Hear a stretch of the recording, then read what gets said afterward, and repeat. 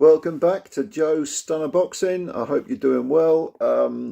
So, James Metcalf springs the upset and beats KERMAN LAJARRAGA in Bilbao. Metcalf was the 7th British fighter to go over to Spain to fight LAJARRAGA. The first 6 all failed.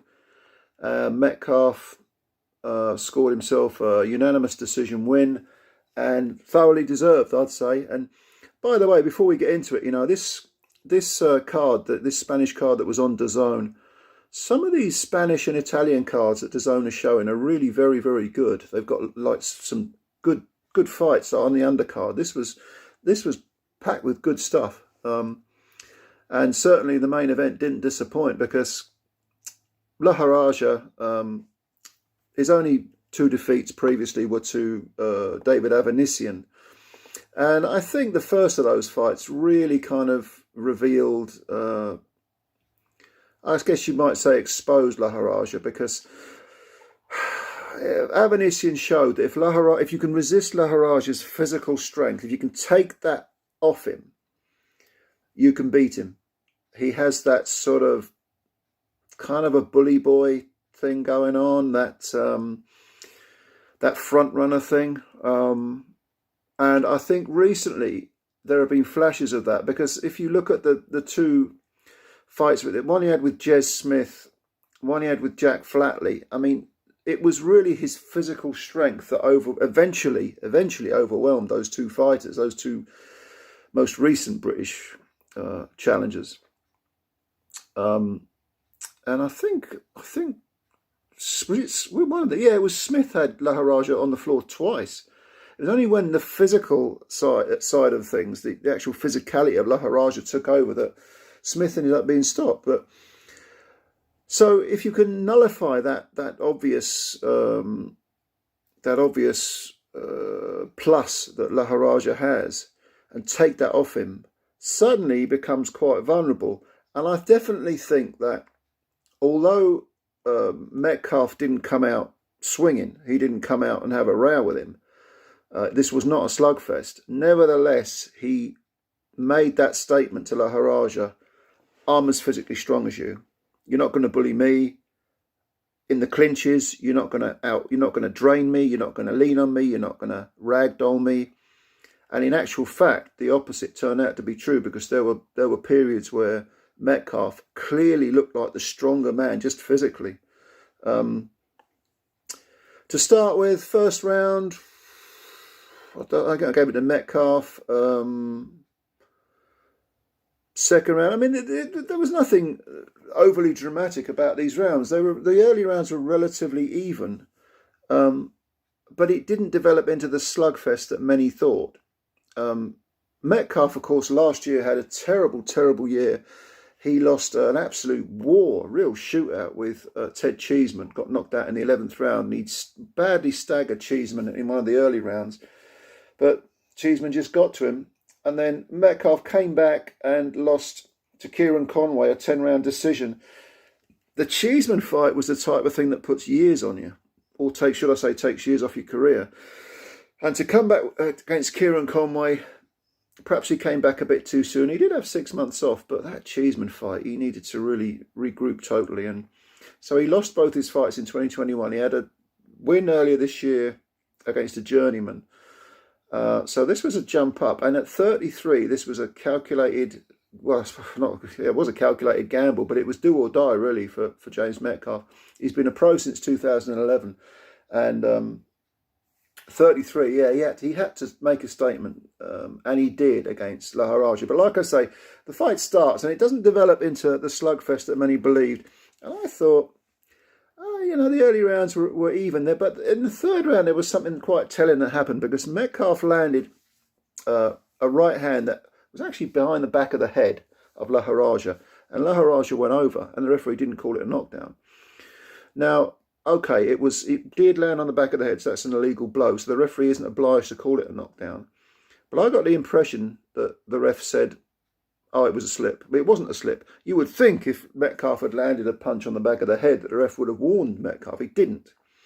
But the fact that Metcalf put him on the floor, albeit, with a effectively a rabbit punch, it did sort of make that statement, I'm here, I'm as physically strong as you. What are you going to do? You're going to outbox me? Not a chance, because by the middle rounds, this was a 10-rounder, by the middle rounds, Metcalf was slipping into a kind of a box fighter groove where he was not taking a backward step. He was landing straighter punches. Lajarraga likes to swing punches. They're semicircular motions. Metcalf was sliding the punches through, jabbing an awful lot. He did pick up a very nasty gash under the right eye. And there was, at one point, there was blood all over the place. But once he got cleaned up, the cut wasn't running. The blood wasn't going into his eye. It was underneath, and it wasn't that bad. The corner controlled it well. By the end of the fight, I think Metcalf also had a slight cut on the corner of the opposite eye. But certainly by round 6, 7, 8, Lajarraga's face started to get chopped up too, and he had a very similar injury underneath one of his eyes, swellings, lots of abrasions, and a cut over one eye. Maybe it may have been the left eye.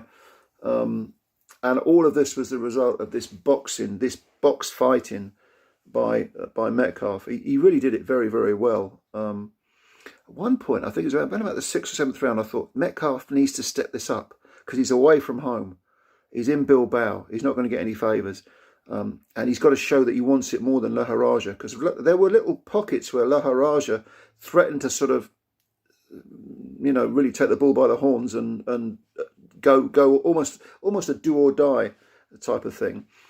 But Metcalf contained him with his boxing, with some nice sharp punches, some good combinations, decent footwork. Certainly wasn't running, wasn't really taking a backward step, but there was a bit of sidestepping going on, a bit of, half a step back, reset, in you go again. And I don't think realistically that Lajarraga had an answer to that. He knew he couldn't come bullying in and try and get physical, because Metcalf could match him physically. Metcalf is a huge light welter, huge light middle, or super welter if you prefer. Big back on him and big muscular arms as well. I mean, he must have hollow legs, or but yeah, he finished very, very strongly in the final round. Metcalf was dominant. Lajarraga needed a big finish, couldn't find it from anywhere, just seemed to run out of ideas in the end. And at no point was Metcalf stung or buzzed. I thought he just basically outboxed and outfought Lajarraga. It's not that Lajarraga necessarily did anything wrong, it's just that Metcalf seemed to be physically stronger, a better boxer, and outworked him. And of course, you were waiting for the decision. It's in Bilbao, over 10 rounds. But lo and behold, it was 97-94, 96-95, 96-94, all for James J. Metcalf. So justice was done. I think I had it. I was sort of scoring it in my head without writing it down. I think I got an idea. I had it 97-93, I think. But yeah, something like that. I know I didn't score any drawn rounds. I think it was 97-93. So those cards, two of those cards were closer than I had it, but the right man won, which is good. So Metcalf at 33 has got a little renaissance going on with his career. Lajarraga, always a European level fighter, never really world class, didn't have the variety.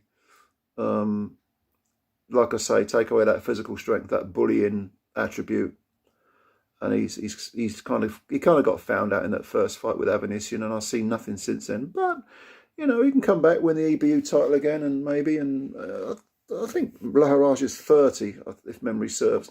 Metcalf is the older man. And by the way, these two are really good friends. Apparently, Metcalf was in one of Lajarraga's camps. I think it might have been for the Avanesian fight. And they became very good friends. So afterwards, they were hugging each other, and it's good to see. Good class act. But yeah, all credit to James J. Metcalf for a very, very good winner. Certainly a career finest win. What's next for him?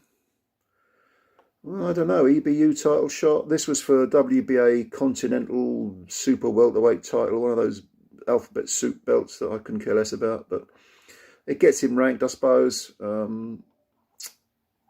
personally would like to see Metcalf fight either for the British title or the EBU title. He has been Commonwealth champ. He beat Jason Wellborn. So why not go down and get the British, get the European, and then move on to the world? But he'll probably do a bit of leapfrogging to try to get that world title shot. But who can blame him? That's probably where the money is. Anyway, did you see the fight? Like I say, a really good DAZN card this was. I really enjoyed this. And second one in a row. The last one was in Italy, I think, and this one was in Spain. Those DAZN cards from Italy and Spain, check them out. They're very, very good. And I'm increasingly impressed with the quality of DAZN's output. They may not have all the biggest names. A lot of people have been saying Eddie Hearn, he hasn't got many big names left, has he? They're all deserting him.